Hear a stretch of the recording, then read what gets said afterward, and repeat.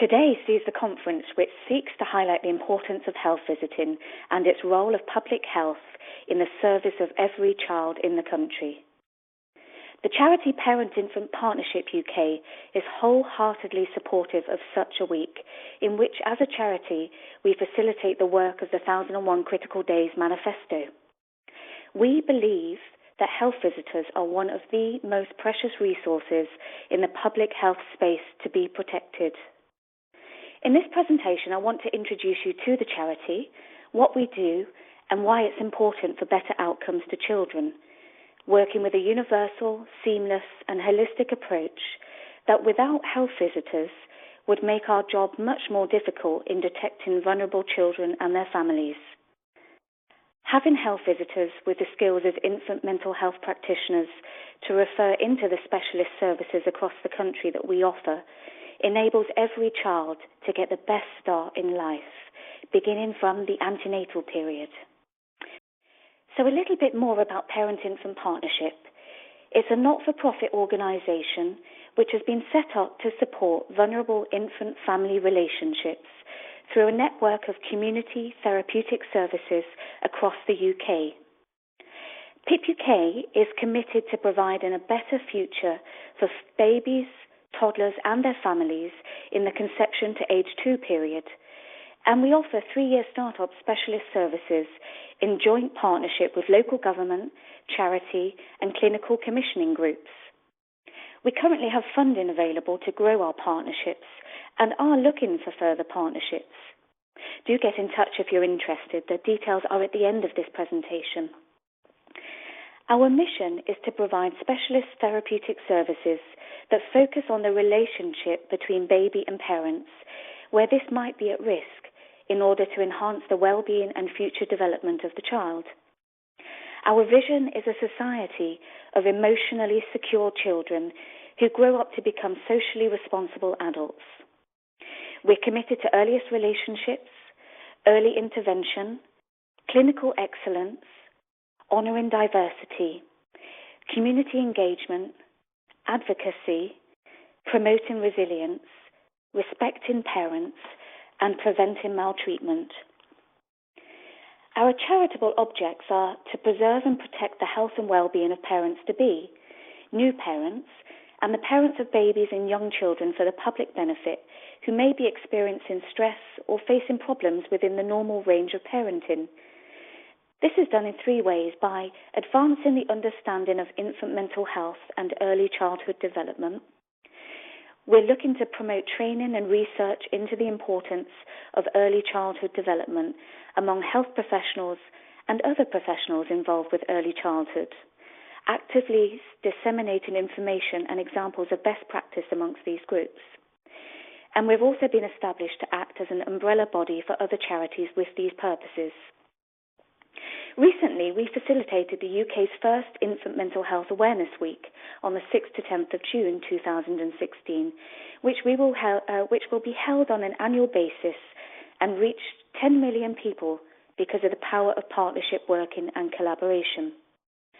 Community Practitioners Health Visiting Association, alongside Public Health England, Royal College of Midwives, the Institute of Health Visiting, the Association of Infant Mental Health, and 0 to 3, alongside over 100 organisations, we all come together to highlight the importance of the first 1001 days of a child's life. Health visitors were at the forefront of this Awareness Week. So, what is infant mental health? Whenever I mention the phrase infant mental health to anyone that hasn't heard it before, a look of dismay generally comes over their face. How can infants have mental health? Observing the puzzled look, I continue to put into context and explain that we all have physical and mental health, which begins in infancy. Part of the conversation entails differentiating between mental health and mental illness, which are so often lumped and stigmatised together to mean the same thing in so many people's minds.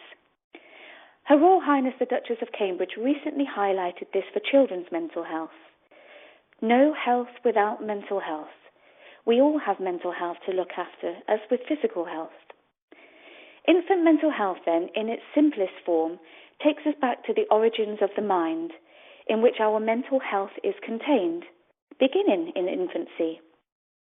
Most of us would acknowledge we don't have conscious memories of that time in our lives, and yet this critical period of human development continues to shape us today. Infant mental health is concerned with babies, toddlers, and their relationships. Relationships being the context in which a baby's mind is built. Earliest relationships cultivate social and emotional development, cognitive and mental development, in which the ideal environment in which to grow a baby's brain for healthy outcomes is through sensitive and responsive caring experience. So why does it matter?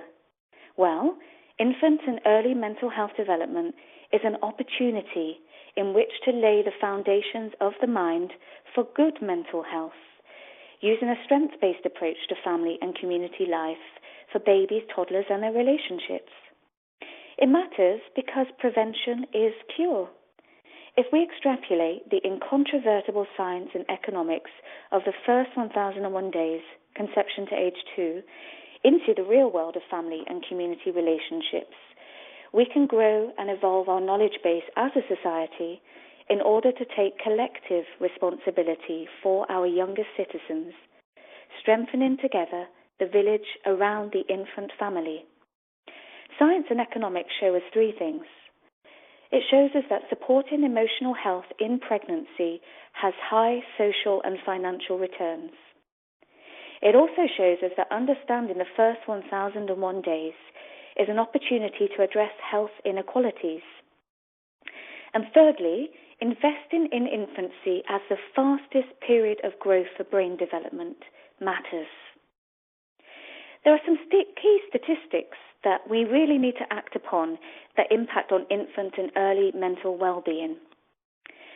26% of babies in the UK have a parent affected by domestic violence, mental health, or substance misuse. Domestic violence alone affects 39,000 babies in the UK. Mental health problems affect 144,000 babies, and substance misuse affects 109,000 babies. Any other area of disease with physical health would be seen as a public health outcry. The same needs to be said of babies and their well-being. 36% of serious case reviews into deaths or serious abuse involve a child under 1.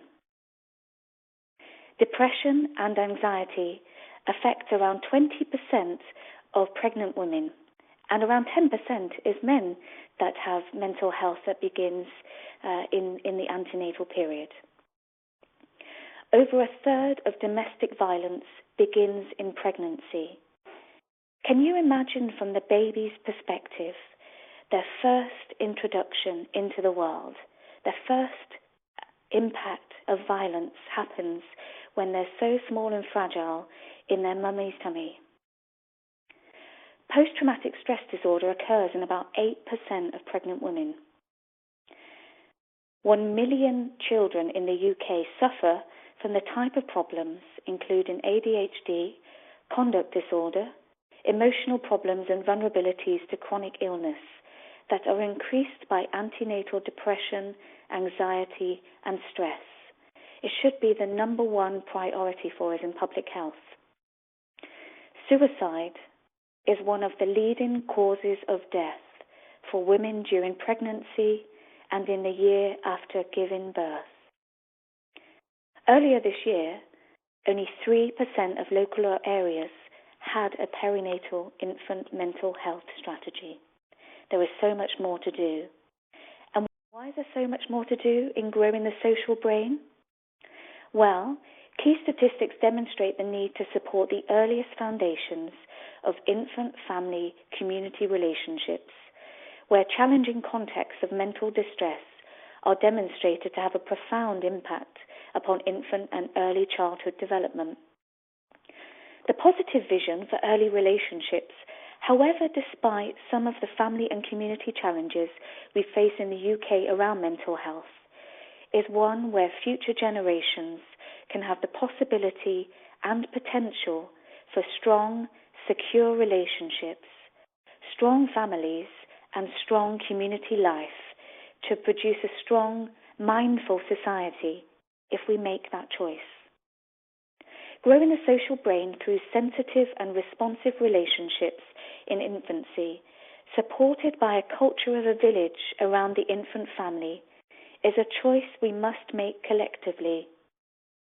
It is our choices that affect their life chances. Will we choose to grow relationships, family and community life in the UK, highlighting the dignity of the citizen beginning in the first 1001 days of a child's life, conception to age 2? Or do we choose to ignore what are the fundamentals and social currency of society, relationships? So for me, the importance of health visitors and infant mental health. Well, why should health visitors take infant mental health so seriously? Health visitors are public health workers. Although they work with individual families, they also look at the big picture. And there's a very big picture in the case of infant mental health.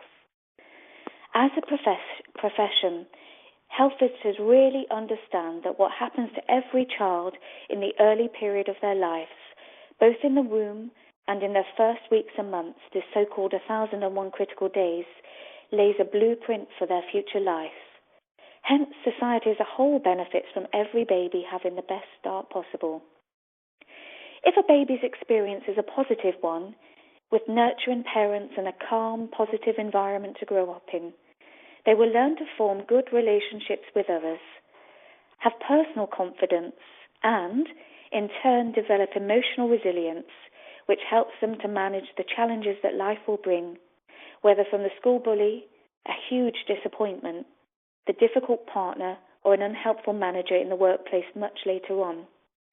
They're also much more likely to manage the hormonal and social challenges of being a young adult and less likely to go off the rails with all the associated cost of that to society as well as to the individual. However, becoming a family is a very challenging time for new parents. They're usually exhausted, they may have little external support, they could have financial problems brought on by the loss of an income, and some mothers and fathers suffer from anxiety and depression. Health visitors have a key role in supporting parents in the early weeks and months of their child's life, helping them to cope with such challenges that may interfere with their ability to appropriately nurture their infants. Health visitors help new parents to understand their babies, to become attuned to their simple communications from their first days of life. We all need someone we can trust in our lives, and it's crucial for a baby's future mental health that they build early, trusting relationships with their principal caregivers, who will be the safe haven as they grow up, when needing to make sense of any negative experience faced. Health visitors are very well connected to community support, and by working alongside parents, they can help them unpick what their greatest challenges may be, and who might be able to offer them help. At the simplest level, this may involve linking them to other new mothers for companionship, or to local mums groups such as the run-in children's centres or by the NCT. It can also help involving them to address their anxiety or depression, seeking help promptly. Thank you so much for listening to the work of PIP UK in partnership with Health Visitors. We look forward to hearing from you. Do get in touch to find out how you can set up a PIP in your area.